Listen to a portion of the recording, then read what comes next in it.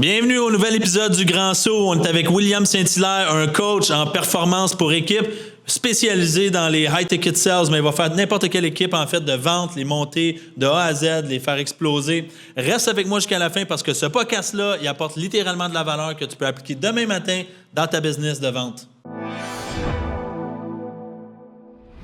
All right, bienvenue tout le monde. Aujourd'hui, un autre épisode du Grand Saut avec William Saint-Hilaire, coach en performance de vente, monte des équipes de vente de haut niveau. William, merci d'avoir accepté l'invitation. Content que tu sois là aujourd'hui. Parle-nous un peu de toi. C'est quoi ton parcours? C'est quoi ton bagage? Yes, écoute, moi, vite, je suis entrepreneur depuis que je suis quand même assez jeune. À l'âge de 17 ans, j'ai parti mes premières entreprises. J'ai commencé avec une entreprise de peinture extérieure. Par ça, j'ai été en investissement immobilier. J'ai eu mes premiers blocs à l'âge de 18 ans. Par ça, j'ai grossi mon parc immobilier à travers tout le processus. À l'âge de 19 ans, j'ai acheté mes premiers restaurants. J'ai acheté les franchises, tu sais, Mr. Puff, les petites bangs, je sais pas si c'est quoi. Exact. Oui. J'ai eu ça, 20-21 ans, j'ai grossi encore. J'ai eu les franchises M4 Burrito. Par la suite, à l'âge de 23 ans, moi, j'ai crashé. Big time dans le mur. J'ai tout vendu les entreprises que j'avais, sauf mes blocs. Pendant 3 ans, j'ai pas travaillé. Je me suis cherché. Ma priorité, c'est devenu ma santé mentale, physique. Je suis devenu limite un genre de gourou de la santé, là. Puis après ça, j'ai recommencé dans la vente. Ça va faire maintenant un petit peu plus qu'1 an. J'ai été comme closer. J'ai bien monté dans cette industrie-là. Puis aujourd'hui, je monte des équipes de vente. Je suis consultant dans les entreprises pour optimiser leur vente au maximum, dans le fond. Solide. Un gros parcours résumé en 2 minutes, pas super. Mais tu sais, William, parle-moi d'avant tout ça. Qu'est-ce qui t'a amené à l'entrepreneuriat? C'était quoi? C'est quoi qui t'a amené là? Je vous ai acheté ton premier Mr. Puff, ton premier burrito. Oui, M4 Burrito. Depuis, moi, je suis tout petit, mais c'était drôle, là, quand même. Mes parents, je sais pas, là, je devais avoir 5-6 ans, puis ils devaient me dire, je sais pas, là, c'est quoi, 30 plus 40, mettons. Je savais pas, ils mettaient un signe de pièce, puis là, je commençais à calculer, puis j'étais content, de savoir si c'était 70, tu sais. J'ai toujours été, genre, en entrepreneuriat, j'avais 5-6 ans, mon rêve, c'était d'avoir un hôtel. Donc, j'ai toujours été attiré dans ce processus-là, puis je pense très jeune, moi, je tirais un peu ma valeur de ça aussi. Dans le sens que j'étais comme, si je fais des grandes choses, mais là, tu sais, là, je vais être respecté, je vais être assuré, toutes ces affaires-là. Fait que quand même, assez jeune, j'ai grossi là-dedans. Puis, tu sais, après ça, c'était juste une question de temps. Là, tu sais, j'ai arrêté le cégep, j'ai fait une session. Puis, il restait, mettons, 4-5 examens. Puis, moi, j'ai appelé ma mère, j'ai dit, ouais, j'arrête l'école. Elle m'a dit, au moins, finis tes 4 examens. J'ai dit, ça sert à rien, je sais que j'en aurais pas de besoin. J'ai tout sacré ça là. Puis, ça, là, j'ai parti mon entreprise de peinture. Puis, les restaurants, par ça, c'était juste pour me diversifier. Là. Mais ça, c'est une bonne histoire à raconter. Fait que tu as commencé dans la peinture. Oui. Pourquoi la peinture? T'en faisais-tu déjà ou? Oui, dans le fond, c'est vrai, je peux partir de là. Une des raisons pourquoi j'ai été en peinture, c'est quand justement que j'étais au cégep, il fallait que je me cherche un emploi. J'ai trouvé un emploi qui était marqué représentant des ventes. Fait que moi, comme petit cul de 17 ans, je me disais, hey, ça, c'est fancy quand même pour un gars de 17 ans, je l'essaye. Et je me suis rendu compte, en fin de compte, c'était un job de porte-à-porte. Fait que, ouais, exact. Là, on est comme passé de. C'était un peu moins fancy, mais je suis tombé en amour avec le porte-à-porte. La plupart des gens n'aiment pas ça. Moi, je suis tombé en amour, je performais, j'adorais ça. Puis justement, c'était une entreprise qui s'appelait Qualité étudiant. C'était des franchises de peinture étudiante à Trois-Rivières. Fait que j'ai fait du porte-à-porte. Après ça, je foulais les agendas. Puis quand il y en avait trop, là, c'était moi qui pognais les ventes. Après ça, j'ai bien performé là-dedans. Après ça, c'est moi qui ai géré la production. Puis quand l'année a suivi, le franchiseur, dans le temps, lui, il quittait. C'est là que j'ai racheté la franchise de Qualité étudiant à Trois-Rivières dans le temps avec un gars qui s'appelait Pierre Olivier. C'est là, on est parti, puis on est devenu pas mal des plus grosses entreprises de peinture. Souvent sur les terrains, je voyais ça, les petites pancartes là, de peinture étudiant. J'ai des immeubles à Trois-Rivières, j'en voyais souvent. Ça, c'était vous autres, ça, dans le fond? Exactement, c'était moi puis Pierre Olivier. Okay. Puis là, fait que là, tu as fait ça, après ça, la restauration. Mais on s'entend, là, il faut que tu aies quand même le sang entrepreneur, William, partir de la peinture à de la restauration. C'est pas toute la même affaire, là. Oui, dans le fond, je vais t'expliquer un peu comment c'est arrivé. J'ai eu sais, dans le fond, la franchise de qualité étudiant au début pour commencer. Mais après, comme 2 ans, on était rendu peut-être à une quinzaine d'employés. On avait des pompes industrielles, puis c'était Marc, 52 ans, qui allait shooter à la maison. Donc, on s'entend que qualité étudiant, puis Marc, 52 ans, la pompe industrielle, ça ne fitait plus. Fait qu'on a déménagé. On était à Laval, puis on a parti de notre entreprise qui s'appelait Elastopro. Ça a été comme ma première vraie entreprise que j'ai incorporée par moi-même, désigné le logo, puis etc. Elle est encore en affaires aujourd'hui. On l'a vendu, mais elle marche encore. Puis ça, c'est devenu comme notre entreprise de peinture extérieure, mais là, vraiment professionnelle dans la région du Grand Montréal. Puis à un moment donné, comment c'est arrivé? C'est là, avec l'immobilier, on a eu des commerces en ligne, on a eu une couple de bébés, on commençait à faire un peu d'argent dans tout ça. Puis on a voulu diversifier. On a voulu aller dans les franchises. Puis nous autres, dans notre tête à nous autres, la restauration, ça faisait du sens. On disait, on pourrait en avoir une coupe. On était voir Subway, Tim Hortons. C'était pas exactement ça qu'on recherchait parce qu'un, il demandait des montants énormes. Puis de la manière comment il approchait, il se sentait un petit peu découragé de vendre des franchises. On va dire ça de même. Puis à un moment donné, sur un de nos chantiers de peinture, il y a un de nos employés qui est arrivé avec une boîte de Mr. Puff. Tu sais, une petite boîte orange, genre, on connaissait pas ça. Puis en arrière, il était marqué franchise disponible. Mais là, tu sais, moi, j'étais un petit cul, là, j'ai 19 ans. Là. Fait que je me suis dit quand même, ça marcherait à Trois-Rivières. Fait que j'ai appelé la maison mère de ça. Évidemment, ils ne voulaient rien savoir. Fait que j'ai appelé des dizaines de. Je suis devenu harcelant. On dit correct, on va te rencontrer. Puis un coup que j'ai été là, à maison mère, ils nous autres garde. Oublie ça, William, on veut rien savoir de ça. T'es trop jeune, ça ne marchera pas. Mais tu sais, moi, dans la vie, quand on me dit non, excuse, là, mais je suis un peu fuck you, puis je vais leur prouver le contraire. J'ai été travailler 8 mois de temps gratuitement au Mr. Puff à Terrebonne, juste pour leur montrer que j'étais sérieux. Fait qu'au bout de 8 mois, on s'entend, j'étais capable de runner un resto puis pas à peu près. Puis là, ils m'ont laissé ouvrir mon premier restaurant Mr. Puff à Trois-Rivières. Ouais. Fait que tu étais originaire de Trois-Rivières, de ce que je comprends, parce que tu sembles avoir ouvert une grande partie de tes opérations là-bas. Ouais, à Saint-Boniface, pour être plus exact. Donne une bonne idée. Puis tu sais, fait que tu appliques des principes de base de vente quand même que tu as appris à travers ton processus. Puis tu sais, moi, je suis dans le domaine de l'immobilier, je suis courtier immobilier, j'ai une équipe de courtiers.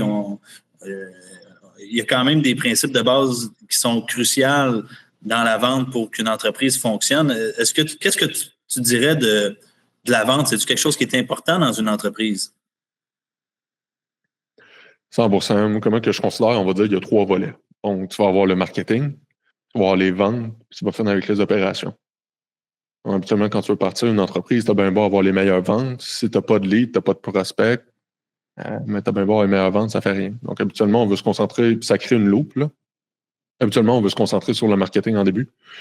Par exemple, on va mettre les efforts sur la vente, puis on va finaliser par la suite sur les opérations. Et puis, les opérations sont runnées, et là, c'est une loupe qui recommence. C'est comme ça qu'on va établir notre croissance. Mais dans tous les cas, la vente, c'est un des piliers que je trouve extrêmement important dans à peu près peu importe qu'est-ce que tu fais, parce que tout au bout de la ligne vient à être une négociation. C'est dans le sens, comme toi, tu as une équipe de courtiers, si tu engages un nouveau courtier, ben, il y a une sorte de négociation qui va se faire là. Tu veux closer une maison, même chose. Sur à peu près n'importe quoi, tu vas avoir besoin de négocier, puis c'est là que les skills en vente. Tu n'as pas le choix d'être bon vendeur, je considère, pour un certain moment donné dans ton milieu entrepreneurial. Là. 100% d'accord. Puis je me rappelle encore, tantôt, tu parlais de faire du porte-à-porte. Je veux dire, j'en ai fait, là, du porte-à-porte. Ça fait partie de notre quotidien. Puis je vais toujours rappeler la première fois que je me suis fait claquer une porte dans le visage. Moi, je viens d'un chantier de construction. J'étais charpentier menuisier dans le passé. Fait que je m'étais dit, je vais faire du courtage, je vais flipper des maisons, puis je vais faire un peu d'argent comme ça, puis ça va être bien. Puis je commençais à faire mes premiers porte-à-porte, puis on claque la porte au visage. Là, oh, t'as peu... C'est ça de la réjection directe, là. Ça réveille, il y a quelque chose qui se passe ici. Puis je pense que c'est une réalité quand vient le temps d'être entrepreneur. Il faut que tu deviennes confortable dans l'inconfort. Tu deviennes confortable avec la réjection. Ça a été quoi, toi, tu dirais, tes plus gros défis que tu as eus en tant qu'entrepreneur? Plus gros défi, j'en ai eu beaucoup. Mais j'aimerais ça faire du pouce avec toi là-dessus, sur la réjection un peu du porte-à-porte. Parce que, je coach quand même des gens en vente, c'est ça que je fais un peu de ma vie. Puis j'adviens à croire que oui, la réjection, mettons, c'est une chose d'avoir peur de l'inconfort, ces choses-là. Mais je me rappelle quand j'ai commencé, puis les gens que je connais qui sont extrêmement bons en vente, ils n'ont pas peur, évidemment, de la réjection, mais deuxièmement, ils sont complètement délusionnels sur qu'est-ce qu'ils pensent que c'est possible. Ils ont genre un petit quelque chose, tu sais, moi, je me rappelle, dans le temps, j'étais comme, j'allais cogner à une maison et j'étais convaincu à 150% que j'allais sortir de là avec une soumission. Là. Il n'y avait aucune autre chance parce que je voyais un besoin. J'étais comme, moi, je m'en vais là, je m'en vais te rendre service, tu comprends? Fait que, ben beau, tu me disais non, j'étais comme, qu'est-ce que tu veux dire? Tu me dis non, genre, ça, c'est affaire, tu sais, je comprends pas. Puis là, je poussais, puis c'est ça qui faisait que je sortais, puis j'étais juste comme, j'étais tellement un high de tout ça que j'avais du fun. Tu sais, moi, tu me disais, hey, fais du cold call une journée, j'étais comme, fuck yes, mon gars, man, genre, je vais partir sur le cold call, puis t'as aucune idée comment je vais en sortir. Genre, tu me dis que, mettons, je vais en sortir plus que toi, puis je vais faire, watch out, mon petit gars, man, comment je vais te défoncer, tu comprends? Ah ouais, Fait un côté compétitif. ouais, vraiment. Fait que je pense que tu as besoin d'avoir le côté compétitif, pas avoir peur de l'inconfort, puis de vraiment avoir ce côté-là délusionnel que tout est possible, tu sais. Ouais. C'est marrant, mais c'est pour ça que tu as appelé 10 fois Mr. Puff pour avoir des rencontres, mais parce que tu le vois, tu sais, ça part de la vision, ensuite de ça, les actions rentrent en ligne de compte, puis après ça, ben, ta vision prend forme. Mais tu sais, si jamais je fais un parallèle avec ce que tu partages sur justement, bon, le courtage, les entreprises, la vérité, c'est que des fois, je pense que les gens, ils se rendent pas compte que être entrepreneur, c'est bien à la mode ces temps-ci, mais c'est beaucoup plus que ça. Mhm. Tantôt, tu me parlais des premiers problèmes que tu as eus, ou du moins les premiers échecs que tu as eus. Partage-moi un peu, ça a été quoi tes premiers échecs en tant qu'entrepreneur? Ouais. Bon, évidemment, en tant qu'entrepreneur, quand tu commences, peu importe l'entrepreneuriat, souvent les premiers défis, je vais voir, je vais dire majeurs, c'est quand tu commences à engager des gens.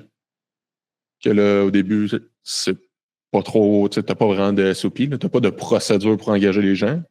C'est très difficile pour toi d'amener une certaine sécurité à ces personnes-là. Donc, souvent, le turn rate, là, que les gens démissionnent parce qu'ils ne se sentent pas en sécurité. C'est la raison pourquoi quelqu'un, au bout de la ligne, choisit d'être employé au lieu d'entrepreneur. C'est pour la sécurité. Donc, si toi, en tant qu'entrepreneur, quand tu engages quelqu'un, tu es prêt à y apporter cette sécurité-là puis une certaine stabilité dans l'avenir, c'est sûr que lui, il va partir, tu sais. Fait que, évidemment, comme à peu près tout bon entrepreneur, c'est trouver les bonnes personnes. Qu'à un moment donné, que là, t'as confiance, t'es comme crime, je pense que je l'ai. Là, il te lâche dans la pelle en plein milieu de la semaine, puis là, c'est comme, bon, là, je fais quoi, tu sais. Fait que, ça, je Commence. pense que ouais, mais c'est ça, exactement. Tu sais. Fait que ça, évidemment, ça a été les premiers défis. Évidemment, la gestion financière. Tu sais, j'ai été extrêmement risqué tout le long de ma croissance. Tu sais, j'ai été sur des marges de crédit, tout ce que tu veux, puis merveilleux. J'ai travaillé fort, ça a fonctionné, mais tu sais, la réalité, c'est qu'il y avait un projet qui ne marchait pas, puis ça sautait. Tu sais. Fait que ça, je veux pas, c'est un autre projet, un autre problème. Puis le plus gros problème que j'ai eu, moi, c'est que c'est avec les Mr. Puff, là. Dans le sens que nous, on avait signé des conventions d'actionnaires, on avait des partenaires dans le temps. Puis dans la convention d'actionnaires, c'était un peu niaiseux, tu sais, mais ça disait si euh, un des actionnaires fait de la fraude, il y avait 25% de pénalité sur leurs actions. Si quelqu'un faisait de la prison, c'était genre 40%, quelque chose comme ça. Mais de l'autre bord, c'est si tu ne respectais pas, mettons, tes heures de travail, c'était 100% de pénalité. Ouais, c'est ça. C'est sûr que là, moi, j'avais 19 ans, puis comme je suis jeune et naïf. Puis à un moment donné, justement, c'était rendu notre deuxième restaurant. Tu sais, là, je saute des étapes. Mais ils me font signer en même convention. Dans la première convention, ils disaient qu'il fallait que je sois là, genre 4 à 5 jours par semaine au resto. Tu sais. Et là, à un moment donné, 4 à 5 jours fois 2, tu sais, à quelque part, ça ne marche pas. Tu sais. Puis il me disait, William, tu sais, signe là, c'est pas grave, toutes ces choses-là. Puis j'avais dit que tu sais, je peux pas signer ça, c'est juste pas possible. Il dit, ouais, là, tu connais les propriétaires, tu sais, à la base de la maison mère de Mr. Puff. Il faut que tout soit signé, réglé avant qu'on parte. Évidemment, de la pression. J'ai signé. Puis au bout de 2 mois, ben, j'ai eu quelqu'un qui a cogné chez nous. Comment on appelle ça? Exact, un huissier. Donnait une belle petite lettre que je roule disant que mes actions de Mr. Puff étaient rendues 0$ puis that's it, ça. Ah, ben ouais, t'avais-tu payé pour acheter t'avais payé monétairement pour acheter la deuxième franchise? Ah oui, oui, ben tout, là. Tout en fait, là. Tu sais, je veux dire, le restaurant, le prêt est en mon nom. Je veux dire, la mise de fonds, c'est moi qui l'ai mis. J'ai acheté, tu sais, on avait tout, j'avais un pourcentage de ça. Fait que le pourcentage qui m'appartenait, c'est nous autres qui le mettaient, puis nous autres, même dans ce temps-là, euh, on avait nos amis, parce que moi, j'ai tout le temps eu la mentalité, si je suis pour faire de l'argent, j'aime bien mieux que les gens autour de moi aussi en profitent, ça. Fait que tous mes amis, mettons, proches, je m'arrangeais pour qu'il y ait des parts dans le restaurant, puis c'était nous autres qui backaient financièrement parce qu'il n'y avait pas l'argent. Fait que nous, on rouvrait des marges de crédit pour les backer financièrement, nos amis, puis en échange, eux autres, ils allaient travailler là, avec nous autres, pour nous aider. Puis, ouais, c'est ça. Ça a parti vraiment pas de la bonne manière. On est chanceux, là, la franchise Mr. Puff nous a backé de A à Z.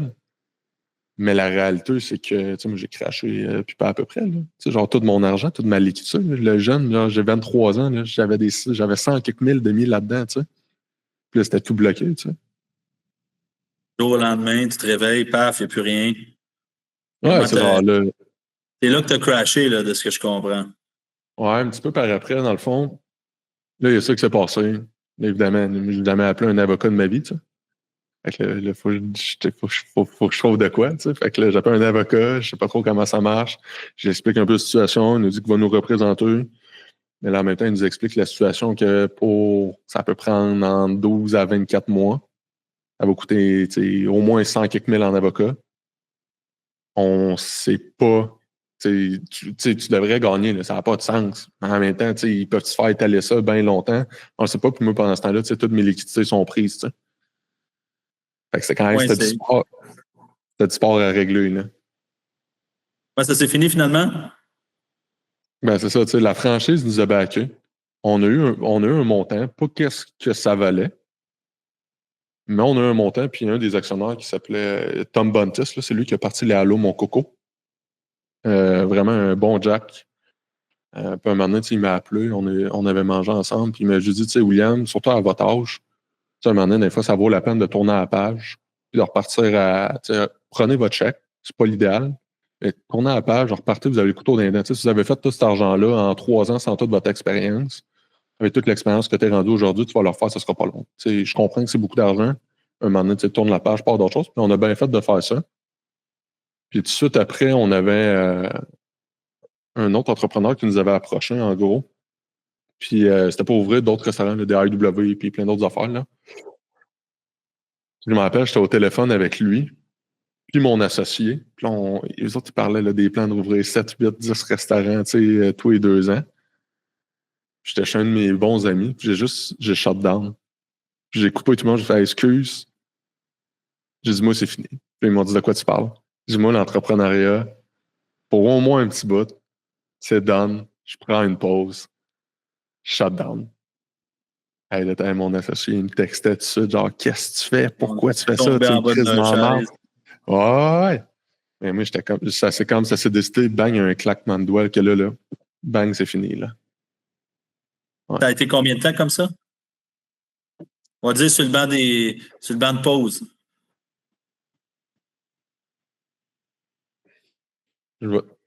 Mettons, pendant un bon 9 mois, 6 à 9 mois, j'ai été complètement invalide, là. Mais complètement invalide, là. Tu sais, moi, pendant un bout, après ça, c'est quand j'ai vendu, j'ai développé un TOC, là, un trouble obsessionnel compulsif. J'ai commencé à faire des attaques de panique. J'avais un trouble panique, tu sais, comme name it, je les avais toutes, là. Je connaissais pas c'était quoi, puis moi, c'était durant en plein milieu du COVID, là. Tu sais, je sais pas si tu te rappelles, mais durant le COVID, essaye de trouver un psychologue attache-tatique, là. Puis moi, j'ai juste commencé, j'ai fait plein d'appels, un peu comme dans tout ce que j'ai fait dans ma vie, je me suis démerdé, fait que j'ai sorti genre la liste de l'Ordre des psychologues du Québec. Je les appelais back-à-back. Puis il y en a personne qui me rappelait, puis à un moment donné, il y en a un qui m'a rappelé, puis il disait, il me dit, je suis désolé, tu sais, je suis plein. Je l'ai tout de suite coupé, je dis, hey, s'il te plaît, j'ai 23 ans, je suis un jeune, je suis un entrepreneur, je veux juste aller mieux. Il dit, t'as mon adresse, il dit, tu te pointes tout à l'heure, genre demain, c'est tout, puis il a raccroché. Straight up. Fait que je me suis pointé, puis au bout de la rencontre, il m'a juste dit, William, il dit, tu veux-tu que ça change? J'ai dit oui. Il dit, t'es-tu prêt à faire les efforts? Je dis oui, puis t'es-tu tanné? J'ai fait oui. Fait que là, j'ai répondu aux 3 oui, puis il me dit, parfait, je vais te voir, je vais t'aider. Fait que j'ai été un bon 8, je veux dire, mettons 6 à 8 mois, mettons, complètement invalide. Par la suite, je m'en ai ressorti, mais on dirait que j'étais plus. J'avais peur de me relancer en entrepreneuriat, de redonner autant, puis soit de me faire avoir ou de recracher, peu importe c'était quoi. Puis ça a pris 3 ans. C'est vraiment là, avant que je reparte, puis là, je suis comme là, là, je refais de l'argent, puis genre, je suis correct. Là. Ouais. Qu'est-ce que tu as appris de cette expérience-là? Euh, plein d'affaires. Plein d'affaires. Je vais dire, une des choses les plus importantes, je te dirais, c'est apprendre à te connaître. Là. Connais tes valeurs, puis suis tes valeurs. Puis affirme-toi dans tes valeurs. Parce que si je me réaffirmais dans mes valeurs, il y aurait une couple d'affaires que je n'aurais pas faites. Là. Fait que déjà, en partant, Temps de t'analyser avant de te lancer, dans le fond. Oui, ben analyser, moi, après ça, l'authenticité, toutes des valeurs comme ça que les personnes avec qui je me tenais au bout de la ligne, ils ne partageaient pas. Qu'avoir su, si je m'aurais écouté, puis genre, parce que là, d'une certaine façon, la raison pourquoi je continuais, c'est la peur de manquer, tu sais. C'est la peur de manquer, la peur de je vais-tu me planter, je vais-tu passer à côté d'une belle opportunité. Fait que ça, c'est clairement, il y a eu de quoi là-dedans que j'ai appris. Puis deuxièmement, moi, ça m'a quand même switché parce que quand j'étais plus jeune, l'argent, le travail, ces choses-là passaient quand même en premier sur bien des affaires. Puis quand j'ai craché, j'ai fait vraiment un switch. Là. Moi, avant, le monde qui me disait qu'il y avait de l'anxiété, j'étais comme, vous êtes large, donnez-vous un coup de pied dans le cul. T'sais. J'étais à ce point-là. Quand j'ai craché, ça m'a rattrapé puis un tantinet. Là. Ça met les pendules à l'heure. Des fois, il faut que tu frappes un mur pour mieux te relever puis réaliser certains éléments. Ben, 100%. Fait que, je pense que ça m'a rajouté sur de la manière comment que je coach les équipes, comment que je vois le monde, mon leadership s'est amélioré. Puis aujourd'hui, ça va bien mieux. Parle-moi un petit peu de leadership, justement. C'est quoi, tu dirais, tu pars une équipe, qu'est-ce que tu vois le plus fréquent comme erreur que les leaders vont faire? Parce que je pense qu'il n'y a pas nécessairement beaucoup de modèles quand vient le temps de leadership dans le marché, ou du moins, ils sont moins accessibles. Donc, c'est quoi les erreurs que tu vois le plus fréquemment quand tu coaches des équipes? Dans les leaderships, mettons, que j'ai vu, souvent, qu'est-ce que j'ai remarqué, c'est prendre le crédit à la place de l'équipe. Dans le sens que, si ton équipe fait une bonne affaire, ces choses-là, c'est pas toi, c'est eux. Fait que, vraiment, de remonter eux, puis moi, j'aime ça dire, de care profondément, puis véritablement pour eux. Il y a trop de leadership qui sont là, genre, juste pour la paye, qui sont là, comme juste pour dire qu'ils sont là parce qu'ils ont le titre, puis etc. Mais au bout de la ligne, ils ne pas vraiment, pour les personnes qui ont eux. Oui, ils veulent qu'ils réussissent, mais la réalité, c'est qu'ils veulent plus leur payer à eux. C'est correct, tout le monde, d'une certaine façon, est un peu égoïste là-dedans, puis c'est normal.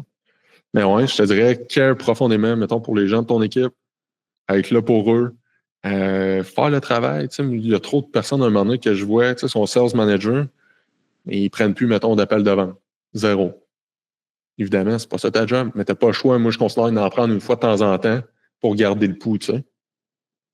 Je pense que c'est un peu les erreurs que je verrais, mettons, de base vite de même, mettons. Parfait. Puis, si tu avais à prendre une équipe, mettons, de courtiers, je donne un exemple parce que c'est le domaine que je connais. Tu prends une petite équipe, demain, courtier, 5-6 courtiers, tu rencontres le team lead, il te dit « Will, je veux que tu me montres ça à 20 courtiers, 30 courtiers. » Tu commences comment? Qu'est-ce que tu fais? Bonne question. Toi, mettons, la question, juste être sûr que je comprends bien, c'est je rencontre le team lead, puis le mandat, c'est pas nécessairement d'augmenter le chiffre de vente, ces choses-là, c'est de recruter, genre, des vendeurs. Oui, parce que, mettons, dans la tête du team lead, si mon équipe s'agrandit, ben, les revenus vont suivre aussi, puis, dans le fond, on va être en mesure de servir plus de gens à chaque année. Donc, tu rencontres un team lead, il y a déjà 2-3 courtiers, mettons, on va faire ça très, très petit, il y a 2-3 courtiers, puis il dit là, Will, là, moi, je vais emmener ça à 20 courtiers. Oui, la première chose que je vais faire avec toutes les entreprises, souvent qui me demandent, mettons, des choses comme ça, je vais faire une audit. Parce que moi, ben beau, tu me dis, on va passer de 4 à 6, de 4 à 20, de whatever quoi. En ce moment, tes 4 courtiers qui travaillent, ils performent-tu? Est-ce que tu as une structure qui fait du sens pour avoir plus de gens ou non? Est-ce qu'en ce moment, moi, j'aime ça dire, avant de grossir, penser au nombre d'étages que ta maison peut être, ta fondation, en partant, es-tu correct ou non? Fait qu'habituellement, je vais faire un audit au complet, comprendre tous les processus de vente. Sont-ils déjà où ils sont? Les meetings, sont-ils efficaces, sont pas efficaces? Le monde, dans toutes mes équipes, le monde, genre, mettons, j'ai d'autres meetings, mettons, avec des setters, d'autres des closers. Et les setters, ils viennent des meetings de closers, puis les closers veulent venir des meetings de setters parce qu'ils trippent les meetings. Il y a de la valeur dedans, puis ils ont du jus. Puis pourtant, la plupart des hosties de meetings que j'ai été dans ma vie, que ce soit concessionnaire d'auto, courtier immobilier, whatever, c'est une lourde tâche pour la plupart des gens. Fait que, tu sais, première étape, ce serait ça que je ferais. Puis par la suite, dépendamment des lacunes qu'il y a, bon, on va corriger, puis on va établir un plan clair de recrutement avec un avatar cible, mettons, du courtier comme idéal que ça devrait être. Là. Parce qu'elle veut pas. Ça, c'est de quoi que j'ai remarqué dans plusieurs équipes. Mettons, là, il faut qu'ils grossissent l'équipe. Puis là, ils sont genre, ah, j'ai une référence de telle personne, puis je te dis, il est bon, essaye-le. Puis là, ils l'essayent. Mais ils font bypasser. Tu sais, moi, chacun des personnes que je passe, tu sais, c'est niaiseux, mais je les mets dans beaucoup de situations réelles qui vont tester leurs compétences, savoir comment ils réagissent. J'essaie de les repousser le plus que je peux. Genre, montre-moi que tu as vu le je fais des tests de personnalité. Tu sais, il y a beaucoup de choses avant de dire que tu embarques dans mon équipe, mettons. Fait en sorte que le coup qui embarque, ils ont tellement fait d'étapes. C'est plus rare, mettons, je me trompe. Là. Je vais dire ça de même. Bien dit, parce que on avait mis en place il y a quelques années, puis on le fait encore dans l'équipe, un processus de 12 semaines en termes d'onboarding avant de dire que tu es officiellement dans l'équipe. C'était, oui, pour passer par les processus, on fait le test de personnalité, un stress test un peu, tu sais, un blitz. Bon, tu es capable de faire de la vente, tu es capable de faire des appels, tu portes à porte. Est-ce que la personne a comment réagi avec la réjection? On en a qui partent en Lyon, ils font une semaine, après une semaine, ça crash, ça remet la vie en question, ça remet tout en question, puis c'est pas pour eux. Puis c'était exactement le même concept, c'est-à-dire, attends, avant de rentrer tout le temps, tout le monde, puis commander carte d'affaires, puis de célébrer, est-ce que tu es sûr que tu es au bon endroit puis que c'est le bon environnement pour toi? T'sais? Est-ce que tu vas l'utiliser aussi? Parce que je pense que tu le vois, tu sais, Will, combien de personnes t'engages ou tu recrutes, tu as des outils, mais qu'ils les utilisent pas? À la fin de la journée, si les outils sont là et tu les utilises pas, et même si Will, c'est le meilleur coach en vente au Québec, ça va pas, ça va pas t'apporter les résultats que tu veux puisque tu n'appliques pas, tu n'es pas coachable. Donc, il y a une notion, je pense, en tant qu'entrepreneur, d'être capable d'être curieux, d'être à l'écoute, être en mesure d'appliquer. Combien de personnes on voit qui vont à des événements toutes les années? Il y en a un autre événement là, cette semaine là, qui a lieu. Ils vont à des événements à Tabarouette. Ils sont dans tous les événements. Ils les voient partout. Puis, ils n'ont pas avancé depuis 4-5 ans parce qu'après ça, ils n'y appliquent pas. Fait que, je pense qu'il y a deux nuances importantes à avoir. Être curieux, être intéressé, mais aussi être en action, tu sais. Parce que tes idées, tant que tu ne les mets pas en action, il n'y a rien qui va se passer. Dis-moi, tes entreprises, tes vois où dans les prochaines années? Bonne question, mais je veux juste revenir vite là, sur de quoi. Mettons, tu parlais, là, mettons, tu sais, ça, là, mettons, j'ai donné 2-3 petites pistes que moi, j'ai commencé à appliquer. Je trouve que ça fait quand même une belle différence dans la manière comment je fais mes interviews, ces choses-là. Je vais toujours essayer de faire une interview de groupe avec plusieurs prospects, tout ensemble, parce que je vais leur faire du roleplay ensemble. Whatever, c'est quoi? Parce que c'est des courtiers, ils vont faire du courtier ensemble. Puis après ça, je vais poser la question, en dehors de vous, qui que je devrais prendre? Fait qu'ils sont obligés de me nommer quelqu'un, qui n'est pas eux. Fait que là, déjà, ça met quelqu'un. Puis, par la suite, un coup que ça fait ça avec tout le monde, il y a toujours quelqu'un qui ressort. Puis là, par la suite, déjà, en partant, ça va les mettre sur un truc qui est un petit peu plus inconfort, qu'ils sont obligés de penser à, genre, quelqu'un, lui, est bon. Puis j'essaie toujours de leur demander aussi, qui qu'à ce moment, je devrais prendre, que peut-être vous n'avez pas comme qualité. C'est ça leur met, genre, beaucoup quand même une bonne pression. Je vais toute la gang, quand je fais de quoi, genre, solitaire avec eux, mettons une interview seule, je vais faire un roleplay, je vais les critiquer sur de quoi. Genre, direct, straight up, quand même de quoi qui fait chier, puis je vais voir comment ils le prennent. Ils vont-tu respecter? Ils vont-tu dire, ouais, non, tu comprends pas, c'est parce que blabla, ou ils vont faire, hey, t'as raison, je vais le prendre en note, je vais essayer de corriger ça, tu sais. Fait que là, déjà là, ça vient montrer un petit peu l'aspect de coaching. Puis le dernier, que ça, c'est quand même une. Il est difficile, lui, à faire de quoi, mais souvent, je vais leur demander, tu sais, c'est quoi qui est important? C'est pour toi que tu aimerais accomplir ou tu sais, que tu aimerais faire ces choses-là. Ils vont dire un objectif X. Je vais faire, ça fait combien de temps que tu veux ça? Là, s'ils me disent plus que 3 mois, qu'est-ce qui a été fait en ce moment ou les actions que tu as mises en place pour pouvoir y arriver à l'atteindre? Fait que là, souvent, quand ils me sortent de quoi, de genre. Ouais, genre, ben, tu sais, j'ai pas le choix. Genre, c'est difficile, mais en même temps, comme tu veux faire des fucking métiers qui vont te faire genre 200-300 000 par année, et comme t'as pas le choix, genre, de deliver, tu sais, puis genre, tu peux pas me dire, ah ouais, je suis quelqu'un, je pète tout, je suis un lion, je suis un shark, tout ce que tu veux. Puis là, tu me dis que tu vas atteindre ça, puis tu me dis, ça fait 6 mois, qu'est-ce que t'as fait? Ben, rien, comment ça? Bon, ben là, va chier. Tu comprends? Pas une anecdote, parce que c'était en vente. Hein. J'ai essayé de créer un environnement de vente au bureau, un peu à la Wolf of Wall Street, là, avec les setups d'appel, la cloche, les Ah, célébrations, etc. Puis dans mes débuts, je faisais ça, on était 2, 3 courtiers, et on sonnait à la cloche, ça allait bien, puis je commençais à recruter du monde. J'ai des ISC qu'on appelle Inside Sales Agent qui rentrent dans l'équipe. Je leur fais faire des appels de sollicitation, puis c'est ça leur job. Puis là, ça rentre cocky comme 10. Tu vas voir, je vais péter ta cloche, tu n'auras jamais vu ça sonner comme ça, etc. Ah ben ouais, OK, parfait. Prends le fond, on va faire des tests. Ouf, tombe comme des mouches. Semaine 1, perdu 1, perdu 2, perdu 3, ça revient plus. Puis c'est souvent, je me suis rendu compte, c'est ceux qui sont les plus arrogants ou les plus cocky dans la vente, je vais dire, sans avoir l'expérience ou l'expertise, parce qu'il y en a qui le sont, mais qui ont l'expérience, l'expertise, c'est différent. C'est de la confiance.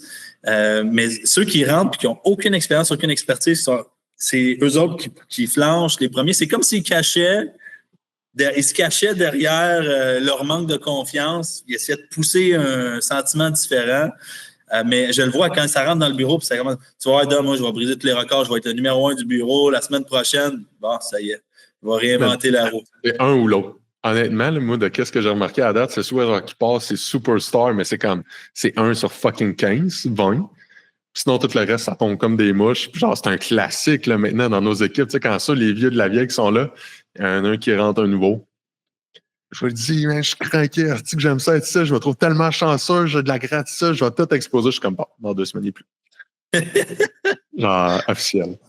Mais c'est une réalité, puis je pense que c'est important de tester les limites, que tu sais, comme tu dis, de faire des tests pour tester les limites, pour voir est-ce que la personne elle est dans le bon environnement. Si vous êtes un environnement qui vous surpassez à tous les jours, vous testez tout le temps les limites auxquelles vous pouvez aller, ça prend des leaders, parce que les A-players veulent se tenir avec des A-players. Puis les A vont te ramener des A. Les B vont te ramener des C ou des B at most. Mais c'est bien rare qu'un B va te ramener un A. C'est tout le temps de l'autre côté que ça se passe. Fait que, Mais moi, je trouve, tu sais, qu'une affaire, là, je te dis pas là-dessus, c'est à un moment donné, tu sais, de tolérer la médiocrité.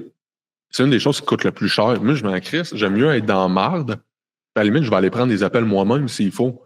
Mais genre, si tu fais pas ta job comme il faut, ciao, bye, parce que par la suite, d'accepter ça va faire en sorte que justement tes A-players, c'est des machines. S'ils voient que tu tolères la médiocrité, ils sont comme, j'ai pas besoin, tu sais, j'ai pas, tu sais, je sais pas si tu comprends. Ça marchera pas, là. définitivement. Ouais.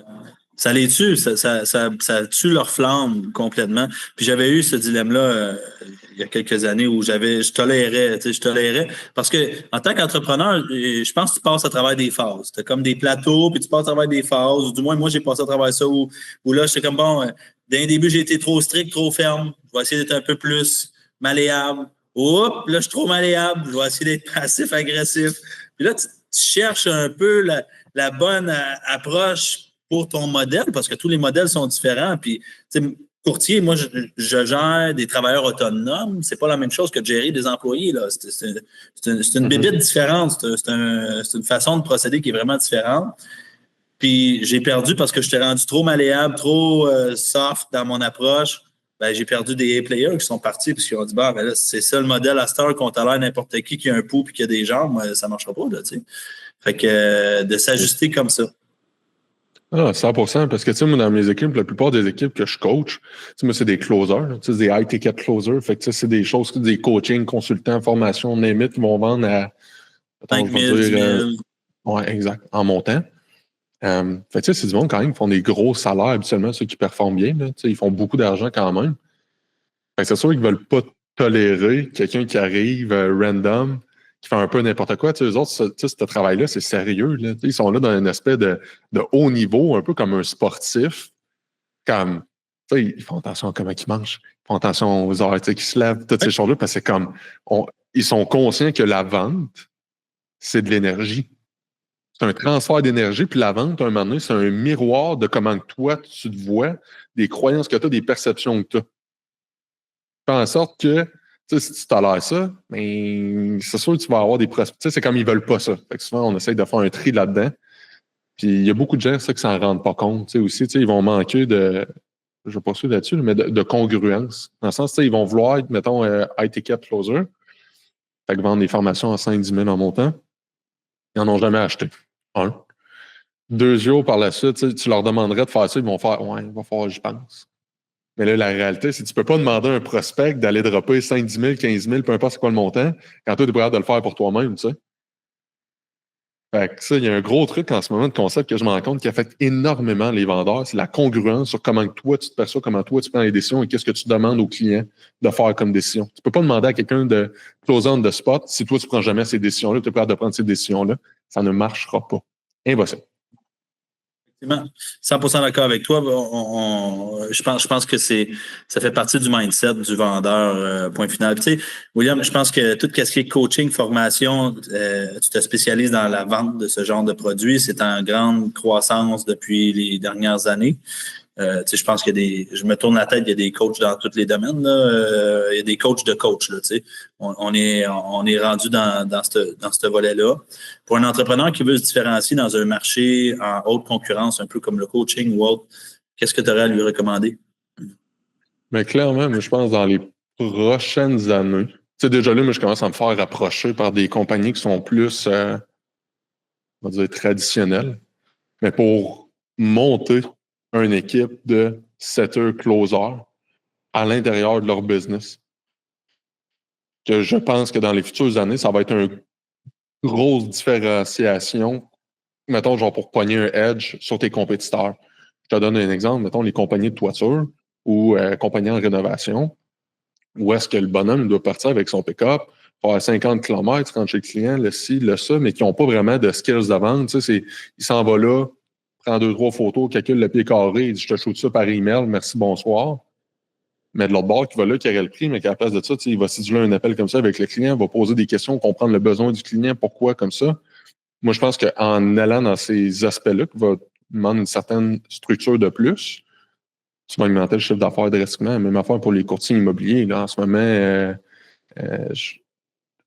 le gros changement qu'on va voir là, avec la vente, là, c'est au lieu d'amener une pression qu'on appelle externe, donc de dire oui, mon produit il est bon, je te dis, je suis bon, je suis capable, c'est la meilleure affaire pour toi, c'est ça que tu devrais faire, de poser les questions pour que lui-même arrive à cette réponse-là. Donc ça vient créer ce qu'on appelle une pression interne, beaucoup, beaucoup plus efficace, puis vous allez vous faire différencier comme ça, surtout en ce moment. Tu serais très avant-gardiste d'y aller avec cette manière-là dans à peu près n'importe quelle industrie, en dehors même de le consultant en formation. Là. Effectivement, vous mettez de la pression. Mais je pense que la pression, c'est une bonne chose là, pour une prise de décision quand vient le temps de la vente. Même chose pour les clients. Je pense, en tant que vendeur ou entrepreneur, je vais dire comme ça, puis tout le monde est différent, mais je préfère mettre de la pression pour avoir une décision définitive ou du moins ferme, un oui ou un non catégorique, que d'avoir un peut-être puis de laisser tout le monde languir dans l'incertitude. Maintenant, il y a des gens qui me disent que je close peut-être trop. Je suis un hard closer, ça c'est ma façon de faire. J'aime bien avoir des décisions sur le spot parce que je suis comme ça aussi. Will, tu me présentes un produit, ça fait du sens, je dis, OK, let's go, on y va. Juste avant de rentrer dans l'appel, j'étais dans un appel avec une compagnie de branding, marketing. Il m'a fait son speech, c'est parfait. Tu commences quand? C'est quoi le deadline? Parfait, je t'envoie le virement tout de suite. J'ai raccroché avec lui, j'ai envoyé le virement tout de suite du 60%. Je suis rentré dans l'appel avec toi. Je suis comme ça. Je suis un peu la même. Je m'attends à la même chose du client quand je fais affaire avec eux. Puis je pense que c'est une des qualités que j'ai en tant qu'entrepreneur, c'est d'être capable de passer à l'action. Puis je pense que pour un entrepreneur, l'action va primer sur les connaissances, sur une panoplie de choses. Tu peux être moins brillant, tu peux être moins bon, mais tu prends des actions avec plus de volume. Je vais dire action plus volume plus temps. Là. Mettons que je fais un calcul de réussite. Action plus volume plus temps égale réussite. Tu peux avoir moins d'éducation, moins bons produits, mais tu fais des actions sur un gros volume, sur une grosse période de temps, puis c'est sûr que ça va marcher. Perso, tu as dit sur certaines choses, moi, je pense que l'action va prioriser sur absolument tout. Tu sais, Alex Hormozy, je l'aime bien, tu sais, il a dit quoi? Il disait, tu sais, si tu aurais un conseil à donner à quelqu'un, ces choses-là, il dit travaille, puis il dit travaille tellement que ça devient juste impossible que tu n'aies pas de succès. Et moi, cet aspect-là, c'est vrai, tu sais, j'ai plein de personnes autour de moi Écoute, il y a du monde bien plus intelligent qu'eux, il y a du monde bien plus intelligent que moi, il y a du monde qui ont des meilleures idées que moi, ces choses-là. Mais Chris, la seule affaire, c'est qu'au lieu de faire hey, ça serait une bonne idée. Peut-être qu'un jour, genre, tu sais, je suis comme go, on le fait, puis au pire, ça sera pas parfait, mais on va le laisser, puis Chris, ça l'amène du revenu. Puis c'est ça la différence, je te dirais, que la plupart des gens, tu sais, récemment, j'ai parti une entreprise, ça fait, c'est tout récent, là, ça fait 1 mois et demi. C'était pas parfait. Là. On appelait des clients, on avait fuck all. On essayait, puis on essayait, puis on essayait. Puis ça fait 1 mois et demi, puis on est déjà rendu, on fait à peu près 12 000 $ de profit par mois, récurrent, en 1 mois et demi. Moi, dans ma tête à main, c'est crazy, genre, tu sais, de dire qu'on fait ça. Mais la seule raison qu'on l'a fait, on est passé à l'action. C'est la seule maudite différence. Puis le 3/4 du monde que je rencontre, surtout, tu sais, en tant que closer en formation, tu sais, je vends des formations, tu sais, dans le temps, je vendais des formations justement pour investir en immobilier. J'avais du monde, ça faisait 5 ans qu'ils pensaient d'investir en immobilier. Puis là, c'est là tu as tout l'accompagnement, tout, puis je sais, tu sais, c'est quoi, je l'avais fait, ça l'aide, c'est bon. C'est pas juste un gourou d'immobilier. Ça marchait. Il y en a, mais ouais, c'est ça, il y en a, là. Mais c'est pour ça que j'appréciais, c'était pas le cas. Puis là, c'était comme, mais il pensait encore. Je suis comme, si tu vas mourir, tu n'auras pas de bloc. Tu sais, je sais pas quoi te dire. Tu sais. Exactement. Ouais. Ça revient à ce qu'on disait tantôt, ils font toutes les formations. Il va faire beaucoup de formations sans passer à l'action. Je pense que c'est bien. Il y a une mention qui dit knowledge is power, mais je pense que c'est pas vraiment bien dit. Je pense que ça devrait être knowledge in action. Et quand tu prends tes connaissances, tu les mets en action, c'est là où ça devient littéralement ça devient une force. Fait que, Will, question de terminer le podcast, ou du moins de finir sur une note pour encourager les entrepreneurs à se lancer à l'eau, à prendre action. Vous l'avez écouté, prenez action. C'est quoi le conseil que tu leur donnes pour se lancer à l'eau et dire fuck it, on le fait ou on le fait? C'est un peu là. Ça, je vais y penser parce qu'il y a beaucoup de monde qui me pose la question.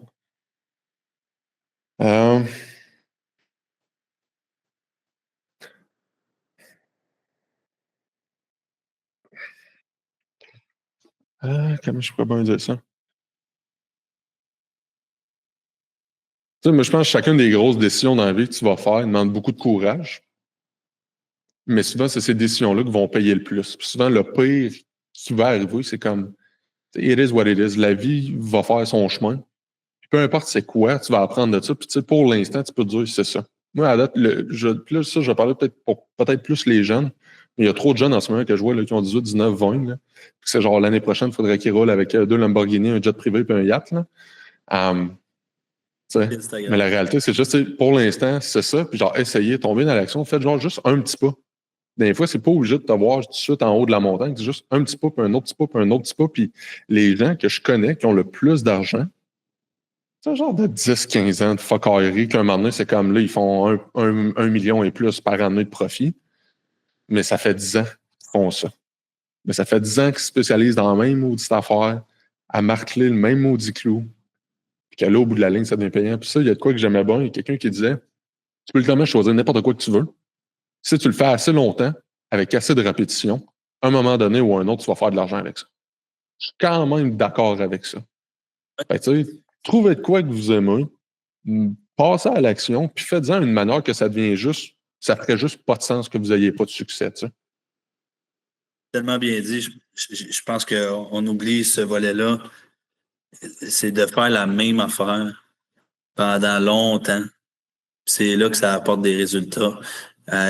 Souvent, je vais voir, on cherche les papillons là, comme dans un nouveau couple. Là, il y a un nouveau trend, je vais investir là, je vais faire ci, je vais faire ça.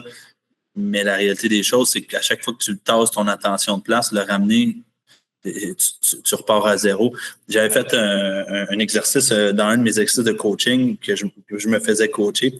Il disait, Dominique, multitasking, c'est de la merde. Il dit, je vais te donner un exemple. Il dit, prends une feuille, puis il dit, là, on va faire 3 colonnes. On va mettre des lettres, des numéros, puis des chiffres romains. Puis il dit, là, je veux que tu fasses A1, 1 romain. B, 2 romains. Puis là, tu vas le faire sur cette ligne-là comme ça. Fait qu'à chaque fois, tu changes de tâche dans ta tête. Fait que là, on se time. Fait que là, on parle le timer, on le fait, tu calcules le temps, voir combien ça prend. Il dit, après ça, tu vas faire le même exercice, mais tu vas le faire comme ça. A, B, C, D, E, F, G, puis tu vas descendre tout l'alphabet. 1, 2, 3, 4, 5, 6, 7, puis tous les chiffres romains de l'autre côté. Puis il dit, calcule le temps, puis tu vas voir combien de temps ça te prend. Là, tu fais le test, puis tu te rends compte que ça te prend 3 fois moins de temps que de le faire, puis de changer de tâche. Puis, moi, ça a été une réalisation. Pour moi, je me dis, ben, attends un peu, quand je commence un projet, puis là, je pars de là, je m'en vais là, je m'en vais là, je m'en vais là. Ben, à chaque fois qu'il faut que je revienne, pour moi, je rouvre une autre boîte dans ma tête, puis ça me prend 4 fois le temps que ça devrait me prendre. Si à la place, je devrais juste finir la tâche.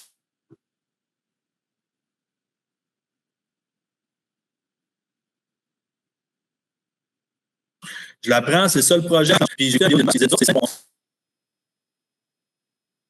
Ils ont des gros trimestres. Puis ils disent non, cette semaine, c'est quoi qu'on règle? On règle ça no matter what. Si ça prend une semaine et demie, on le règle, mais c'est ça qu'on règle. Puis ils disent, on travaille comme ça, en focus. 100%. Mais je pense que ça, il y a trop d'entrepreneurs qui disent genre cette fameuse affaire là, de diversifier ton income, tes revenus. Là. Avant, là, OK, peut-être quand tu fais. Peut-être là, quand tu es rendu, tu fais je sais pas, là, 15 millions par année de profit. Là, tu as du liquide, c'est pour partir de quoi? Maybe. Là. Mais jusqu'à temps que tu sois là, tu sais, le jus de ta première business au grand complet. L'autre affaire, je vais dire, moi, quand j'ai crashé, là, je te dis, ça a pris 7-8 mois, là, mettons. Mais ça, pendant 1 an et demi, j'ai essayé des affaires, puis Chris, ça ne marchait pas, ces affaires-là. Puis c'est arrivé à un point, que j'essayais tellement d'affaires que, comme même mes amis autour de ma famille, c'était comme, bon, Chris, il est devenu un has-been. Il a eu du succès quand il était jeune, mais là, c'est gonzo, tu sais. Mais en même temps, comme, je m'en crisse un peu, parce que je suis comme, même si ça ne marche pas, hey, on s'en encore tu parce que dans le fond, tu vois, ça, je pense que ça pourrait être bon. Si, mettons, tu essayes une business, ça ne marche pas, tu peux te dire la pire d'affaires qui va arriver, tu vas revenir à la réalité de toutes les autres personnes qui t'emportent. Ça, c'est la pire affaire qui peut arriver. Quand tu prends ça en considération, que tu te dis, hey, le meilleur du monde, j'ai une business qui fonctionne, puis dans le pire des mondes, si ça ne marche pas, ben, tout bad, je retourne dans la même place que tous les gens qui me disaient de ne pas le faire. Tu sais, dans le fond, c'est pas si pire que ça. Là. Dans tous les cas, que tu le fasses, il y a des gens qui vont aimer ça, il y a des gens qui vont se plaindre, ou que tu le fasses pas, ça va être la même affaire. Fait que c'est mieux de passer à l'action. Puis, tu sais, oui, je suis content que tu aies pris du temps aujourd'hui pour venir partager ton expertise, partager ton expérience, venir motiver les jeunes à passer à l'action, puis à le faire intelligemment. S'il y a des gens qui ont déjà des équipes de vente qui ont besoin de grandir ou qui ont du coaching, comment ils font pour te contacter pour être capable d'utiliser tes services? Ouais, ben honnêtement, présentement, les gens m'écrivent principalement sur Instagram. Fait que William Sainty, donc William STHI, m'envoie un petit message en privé. On prend un rendez-vous ensemble, on regarde qu'est-ce qu'il y en a, puis on regarde s'il y a un fit. Là.